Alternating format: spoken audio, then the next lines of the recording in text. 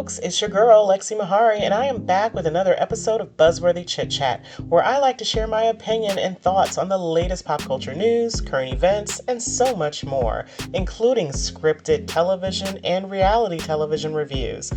But before we dive in, please take a moment to hit that like button, subscribe to the channel, and hit the notification bell so that you can be notified each time I upload a brand new video. In this episode, we are going to be reviewing the Belle Collective Season 2, Episode 2, Got a Meeting in the Men's Room. If you are new to my reviews, let me tell you how it's done. I love to identify the top 3 moments of an episode, and occasionally I'll give you a bonus pick. And in this episode, it will not be any different. So, without further ado, let's get to it. Here are my top 3 moments of Episode 2.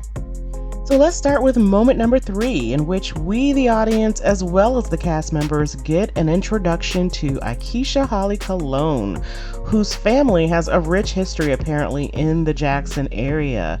What makes her possibly a good fit for this group is that she already has a building down there on Fair Street, which we have been hearing about since season 1 from Letitia. You know, if you're new to the show, and you haven't had a chance to go back and watch season 1, definitely do that. You know, Letitia, one of the big things about the show was that she was trying to kind of revitalize that particular street. She said it had a historic background, particularly for African Americans, and so she was very interested in trying to revitalize the street, bring business back to Fair Street, and she, unfortunately encountered a lot of barriers along the way. So enter Akeisha Holly Colon, who apparently has the connection, she has the space to, potentially help expedite or initiate some of the work that Letitia was, trying to do.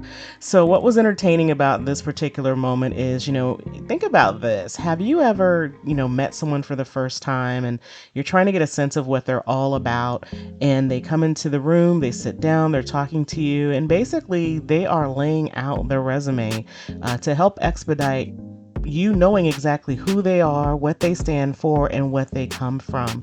And so that's kind of what we see here with Akeisha.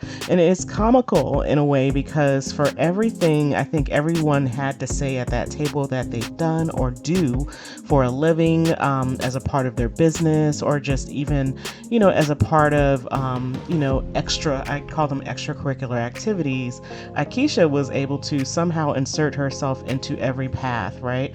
So, if we just look at Tambra Sharif, for example, who is a radio host.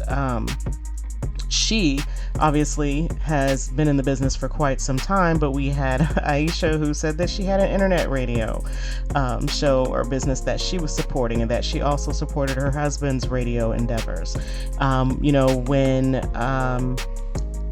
When Marie began to talk about her business, when she started talking about what she's trying to do for substance abuse and starting her agency, or I should say adding it to her agency, then we hear Akeisha talk about the fact that her family, she had a family member who apparently either opened a center or helped to launch a center around addiction in the Hattiesburg area. So, it was like for every little thing that these ladies mentioned, Akeisha had something else to offer as well, and it clearly frustrated some of them, right? I don't know if I want to call it intimidation or if they were truly irritated by what they were hearing, but you can't get mad at someone if they have already accomplished what it is you're trying to do, or if they do have the connections that maybe you don't have. So my judgment is out on Akeisha at this point. Maybe was she trying too hard? Maybe she was, but there are those people who are really good at laying out their resume and helping us get to know who and or what it is they are all about. Okay, moment number 2 of this episode goes to Marie and her mother. Nothing intrigues me more about reality television, than when we get an actual reality moment, right? And, Marie shared with us in season 1 and is really opening up this season about her mom's past addiction issues and current addiction issues. You know, she is sharing what it was like to grow up without her mother being present in her life, and talks a lot about how her mother inspired her, I would say, in her career and in her decision to establish the substance program that she has put out there. Her mom is currently having relapse issues, and so I imagine we're going to get to really observe what this is like for Marie in this season. We can tell that it's weighing on her just by what happens later in the episode. But, as I noted, we really get insight into the ongoing relapse issues that Marie's mother has had, the emotional ups and downs of this experience for Marie, and just continuing to watch her mother battle addiction. So our top moment of the episode has to be the Women's Empowerment Brunch, in which, Letitia had identified handpicked these ladies to attend the brunch. I think there were supposed to be a total of 8. We'll say 8 to 10 individuals in attendance that she wanted there. And of course, we had some early shade coming in from Keisha, who pointed out that she had not ever been to a brunch that was that small, that usually brunches were big. So that was her first, I think, shady moment about the brunch. And then another funny moment is when I think, Letitia's, trying to get everyone introduced and made aware of who each other is. And so, of course, So Gucci introduces herself, and Keisha asks her if that's her government name. And so she clarifies that, no, my name is Sophia, but call me So Gucci. It rolls off the tongue. Next, we get the dirty plate scenario, in which Keisha identifies that her plate is dirty. And then Latrice chimes in and says that her plate is dirty as well. And for whatever reason, Letitia actually had to take the plates back to, I'm guessing, the kitchen herself to get them new plates and bring them back to the table. I thought that was interesting, that there did not appear to be any wait staff on hand. It was self-serve. Now, I don't care whether or not it was self-served. Keisha also made a comment about that, but I did think it was interesting, and I kept wondering where the caterers were or where the wait staff was for the brunch. Who knows? Maybe they didn't sign off to be on camera, or they declined to be on camera. But just a note.